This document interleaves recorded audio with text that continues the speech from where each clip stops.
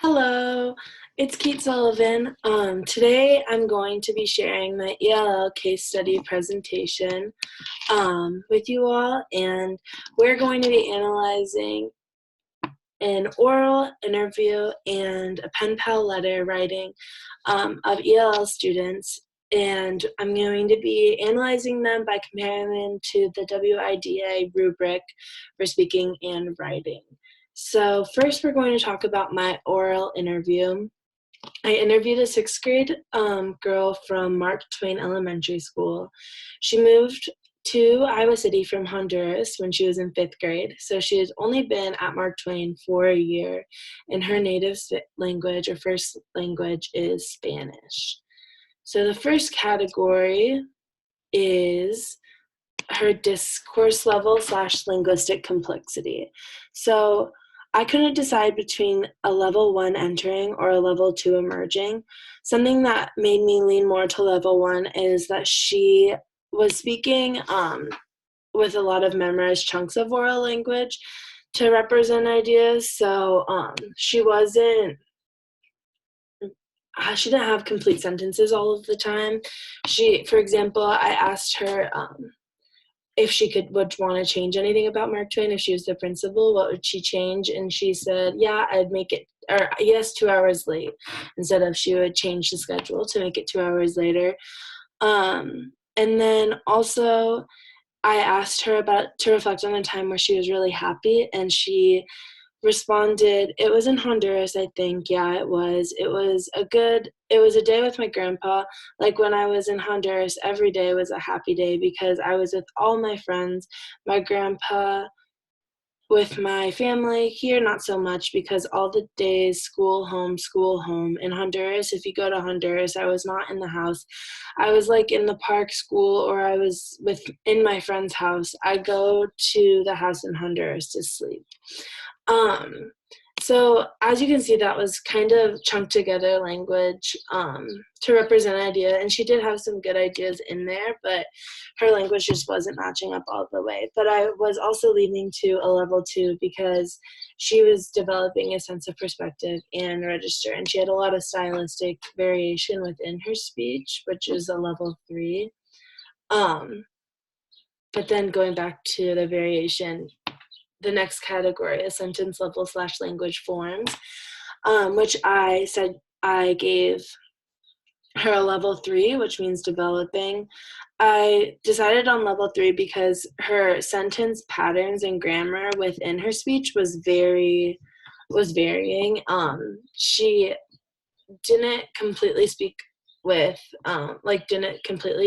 wasn't completely fluid while she was speaking, but she was developing fluidity and developing a use of language to convey meaning. The next category is her word / phrase level and vocabulary use. I also couldn't decide. That's going to be a common theme. I'm not good at deciding one. I'm not good at settling on one thing, but I said between a level 2 and a level 3 of emerging or developing. I thought that it was a level 2 because most of her speech was very general content words. However, I was leaning more to level 3 because she was using specific language in some answers. For example, I was asking her about her favorite books. If she said she liked reading, and it was Percy Jackson, and so this is her answer here. And she used specific words like Poseidon and Zeus and Hades was the god of the ocean, the god of the underworld, and Zeus was the god of the sky. And so that's pretty impressive, like very content-specific words.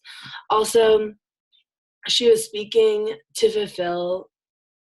to answer the questions I was asking, and not, even if she didn't have all of the vocabulary, was like using enough to try to understand. For example, I was asking her what she wanted to be when she grew up, and she explained the complete job of a flight attendant, but she didn't have the vocabulary.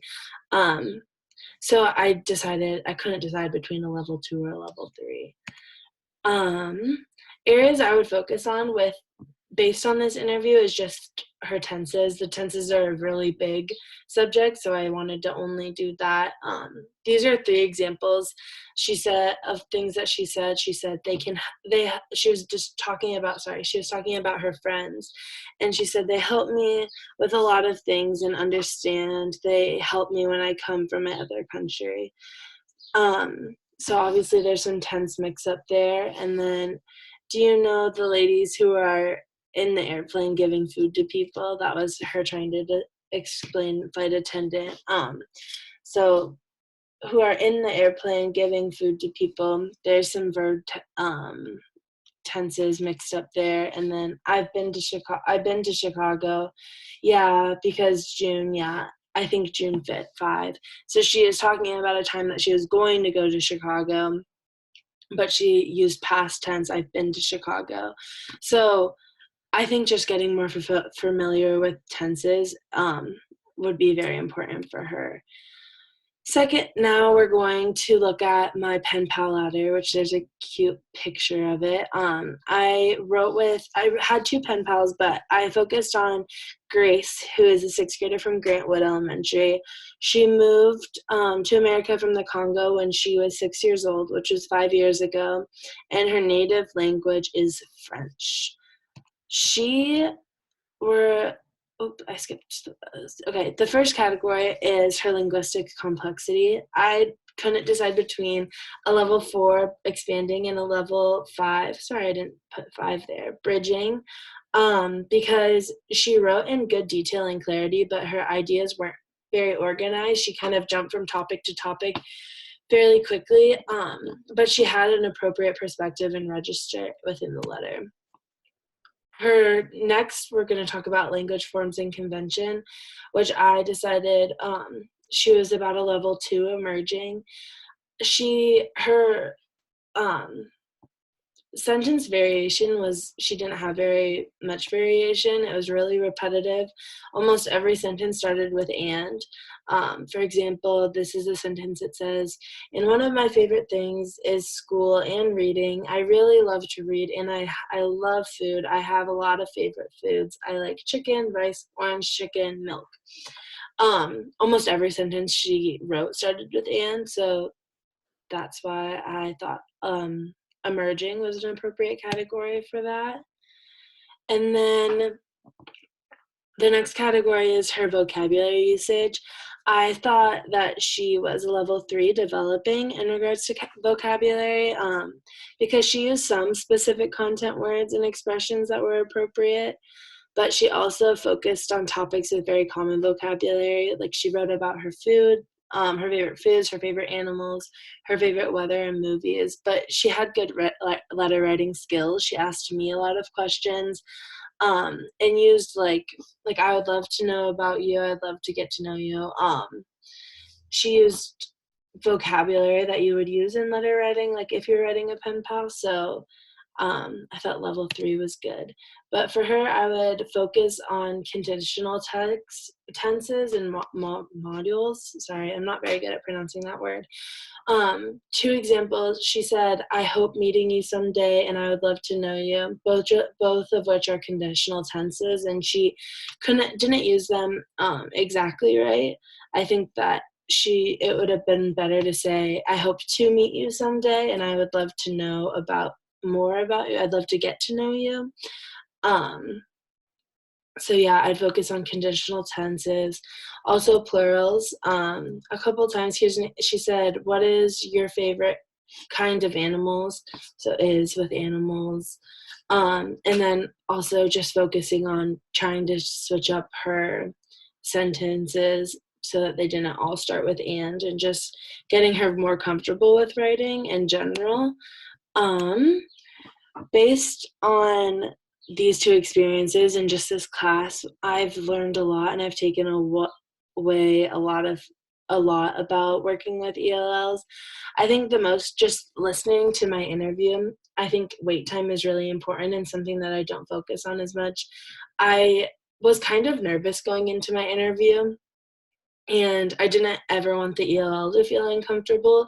And so I was kind of quick to come back with another question based on their answer, or just I didn't give her enough time to speak, because I think that if I would have waited longer, she would have gotten to speak more, like, longer sentences. Also, I didn't want to bring up, during my interview, I asked my interviewee about a happy time, and I told you about that earlier in the presentation. She talked about a time from Honduras, and I could tell that it kind of brought her mood down, just because, not that she didn't want to talk about it, but it just made her sad that she wasn't there. And so I think I need to be more conscientious of that, and just think ahead of time what might trigger sadness.